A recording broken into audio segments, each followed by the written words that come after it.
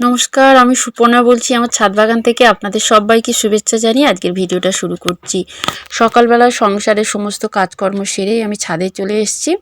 ছাদে এসে কিন্তু আমি গাছগুলোর যত্ন করা শুরু করে দিয়েছি। ঠাকুর পুজোর জলটা বালতির জলের সাথে মিশিয়ে দিলাম।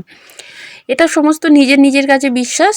আমার নিজের বিশ্বাস যে ঠাকুর পুজোর জল গাছগুলোতে দিলে খুব ভালো ফল পাওয়া যায়। তো আমি সব সময় দেওয়ার চেষ্টা করি। আর গরমের বেশ কয়েকটা ফুল গাছ বলুন, ফল গাছ একটু ছেটে দিয়েছিলাম, সেগুলো দেখছি পাশ ছেড়েছে কিছু, আর কিছু তো খুব সুন্দরভাবে ঝোপালো হয়েছে, শেষের দিকে দেখতে পাবেন।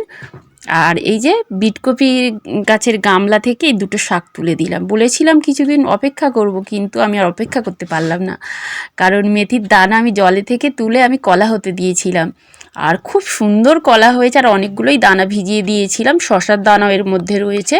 তো সেগুলো আমি এই গামলার মধ্যে দেবো, আরও কিছু টবে দেবো। এই যে দোপাটি গাছের এখানে তো আর ফুল হবে না, বীজ হয়ে আছে, তো সেটা এখনও শুকনো হয়নি। তো শুকনো হওয়ার অপেক্ষা আমি করব না, এর আগেই আমি দানাটা ছড়িয়ে দেবো। গাছ হবে আর ও দানা শুকনো হয়ে যাবে, তখন আমি দানাটা গাছটা তুলে দেবো। আর একটু সাবধানেই দেবো যাতে বিটকপির গোড়ায় না থাকে। বিটকপি গাছের গোড়ায় তো আমি সার দেবো, আর এই দানা থেকে যখন গাছ বেরোবে ছোট্ট, তাই ছোট্ট শাকের কিন্তু কোনো খাবার লাগবে না, ছোট্ট গাছের খাবার লাগে না, ওদের কিন্তু ক্ষতি হবে খাবার দিলে। সেই জন্য আমি একটু দূরে থেকেই ছড়িয়ে একটু সাবধানে দেবো। যেমন ওই ধানের কলা সমেত ধানটা আমরা মাটি ছড়িয়ে দিই, তলা বেরোয় না, ঠিক ওই রকমভাবেই দেবো। কলাটা যাতে মাটিতেই পড়ে এইরকমভাবে দেবো, সুন্দরভাবে আস্তে আস্তে ছড়িয়ে দেবো।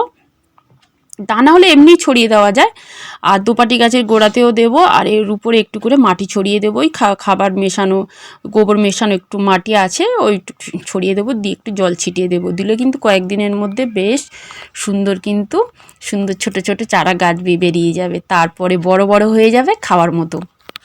আর বিটকপিগুলো তুলে খেয়ে নেবো, আর শাকও খাওয়া যাবে একটা টবেই। কিন্তু তাহলে দেখতে পাচ্ছেন দুরকমভাবেই কিন্তু আমরা চাষ করতে পারি।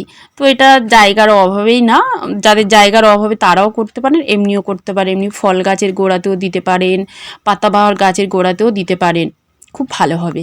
আর এই ক্যাপসিকাম লঙ্কা গাছগুলো এগুলো নিয়ে এসেছি, আজকের এদের একটু যত্ন করব। কাল ওলকপি গাছগুলো করেছি, ছাদে তো অনেক গাছ থাকে, একদিনে সমস্ত গাছ খুঁড়ে দেওয়া বা তাদের খাবার দেওয়া, জল দেওয়া সম্ভব হয় না, তাই এক এক দিন এক এক রকম গাছের একটু যত্ন করলে কিন্তু খুব ভালো হয়। তা আমি আজকের এইগুলোই করব, মাটি খুঁড়ে দেবো একটু, আর একটু খাবার দেবো। আর দেখুন কত বড় ক্যাপসিকাম হয়েছিল, পাখি না কাঠবিড়ালি খেয়ে গেছে, মনটা একটু খারাপ।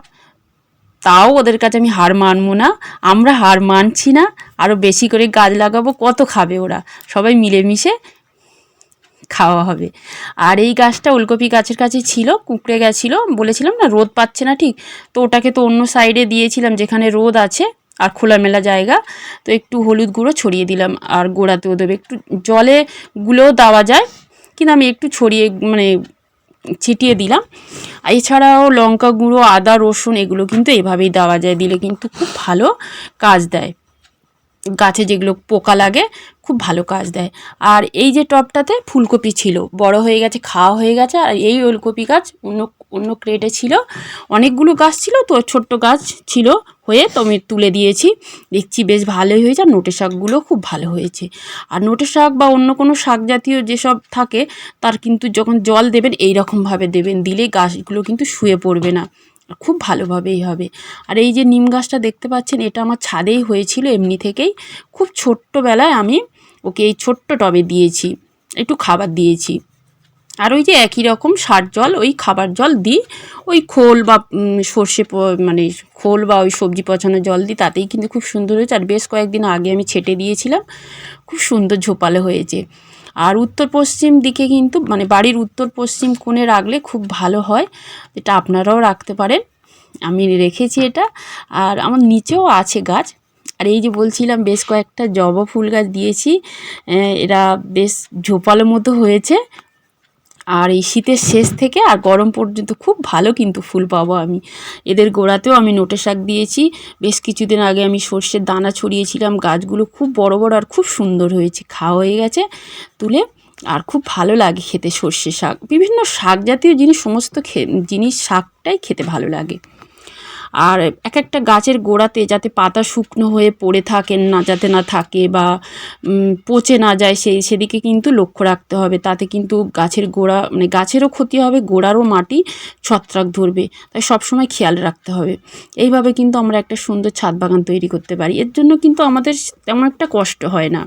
আর এই যে সব টবগুলো আমি ওই দানা ছড়িয়ে দিলাম, আর দিয়ে যে যার মতো যেখানে যেটা ছিল সেখানে সেটা রেখে দিলাম। ছাদ সুন্দর করে গুছিয়ে রাখা উচিত। মাটি এটা ওটা সবজি থাকে, কিন্তু সেগুলো গুছিয়ে রাখলে ছাদটা কিন্তু খুব সুন্দর লাগবে। আর বিটকপির গামলাটা আমি এখানেই রাখলাম, এখানেই ভালো থাকবে, এখানে জায়গা যেহেতু আছে খুব ভালো থাকবে। আর এই ক্যাপসিকাম লঙ্কা গাছটার এর খাবার দিয়েছি, একটু গুটিয়ে দেবো এটা, কারণ অনেক বড় হয়ে আছে।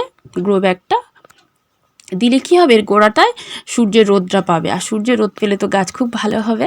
তো যেখানে ছিল সেখানেই আমি রেখে দেব। আর আমার ছাদ বাগানটা তো আমার নিজের কাছে খুব ভালো মনে হয়। আজ এখানেই শেষ করলাম। যারা দেখছেন লাইক, কমেন্ট, সাবস্ক্রাইব করবেন।